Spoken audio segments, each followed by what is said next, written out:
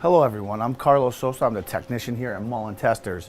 What I just performed was a calibration of an Ashcroft gauge. So right now what I'm going to do is I'm going to put the gauge on the tester. This is a problem that a lot of people have because when they do it, they let air into the system, they call, they say they have low readings, they're having trouble, this and that. So I'm just going to show them the proper procedure on how to install your gauge on your Mullen tester. When you first put it on your gauges, and I just rebuilt this tester. So when I rebuild the testers, I leave the diaphragm level a little higher because I know that I'm going to have to push some of the glycerin out in order to bleed the gauges. So on a normal Mullen tester, you don't want your diaphragm protruding through the cylinder like this because then you're going to be getting high readings. What I usually like to do is I take a scale. Once I'm done, I'll show you after. I usually take a scale and I run the scale across the top of it, and if you hit the diaphragm, you have a little too much fluid. So obviously you can see that I'm hitting the diaphragm, but that's because I'm about to bleed the gauge. So now I'm going to go ahead and put the tripod back on. All right, so the tripod's on. So now what I do is I push down on the diaphragm until a little bit of the glycerin starts to come out of the gauge connector up here. So I'm looking and I kind of let the bubbles go, and then I catch some of it like that, and I tilt it back in like this, and I just start spinning. As I'm also still pushing down to keep a little bit of glycerin going up into the tube so no air gets trapped in there. So I usually just go about hand tight.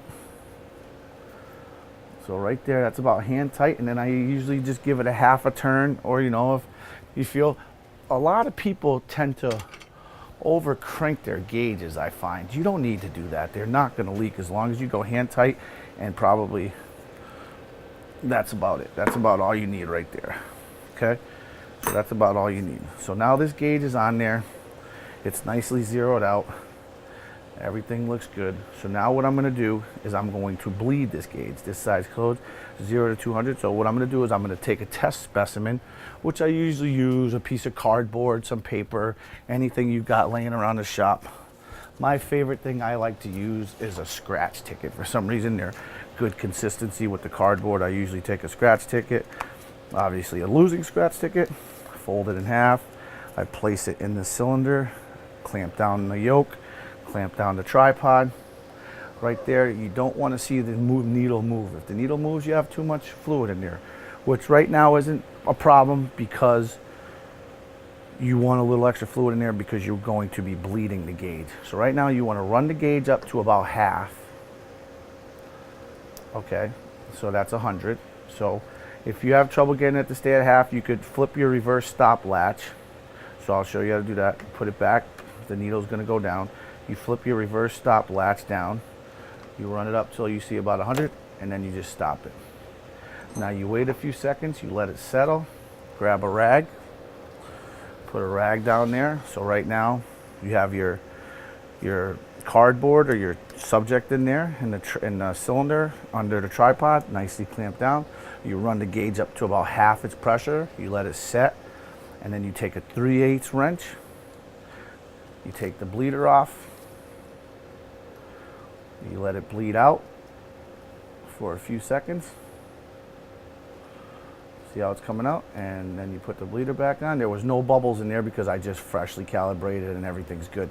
Sometimes you're going to get bubbles. You want to let it run until the bubbles run out, and then you just put this back on. I know that was kind of quick, sorry, but like I don't want to lose too much fluid because this unit does not have a fluid injector. What a fluid injector does is it makes your life a lot easier. I'm trying to see if I have one on hand. This is a fluid injector. It's not completely built. I'm missing some parts, but fluid injector goes in here, and when you run out of fluid from bleeding your gauges, it allows you to just add the fluid in like that without opening up any of the valves and introducing air back into the system. So fluid injectors are very, very helpful. That's another accessory that we sell here at Mullen Testers. So once you do that, now you should be able to go ahead and do a burst. I'm kind of nervous with this because it might be about 180, so I'm pushing the limits of the gauge. So let me see where we're at on the actual test now. Oh, right there, 180, just like I knew. A folded scratch ticket's usually going to give you about 180 psi, and that's good. All right. So once again, I'm going to try another one. I did a test on there. It was really well. It went well, so I'm going to put another one in there just to test on the low side. This should be anywhere from around 60 to 80 psi.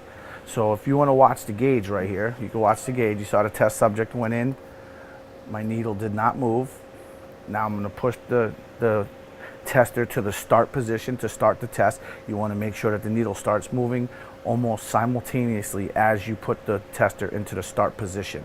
So I'm going to go ahead and put it in the start position and count 1 1000, 2 1000 to see how fast it moves. If it's 1 1000 and you get to 2 1000, you might want to add a couple drops of fluid, but if it starts moving simultaneously, you're good to go. So here we go, start position, and it's pretty good. And we're right around 110 psi, nice burst, nice solid pop. I'm pretty happy with that. So I'm just going to go ahead and leave this where it is and call this one a success and ship it back to the customer. Like I said, this one's a 1964 model C60 repair with a 2-gauge manifold. Should have a fluid injector, but that's the customer's discretion. And she looks good, all done up. Going back to the customer for another 50 years of service. Thank you once again. Mullen Testers, Standex Engraving Group, www.mullentesters.com.